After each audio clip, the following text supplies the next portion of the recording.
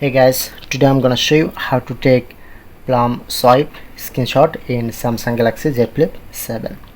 So you just easily take screenshot in your Palm Swipe. Okay,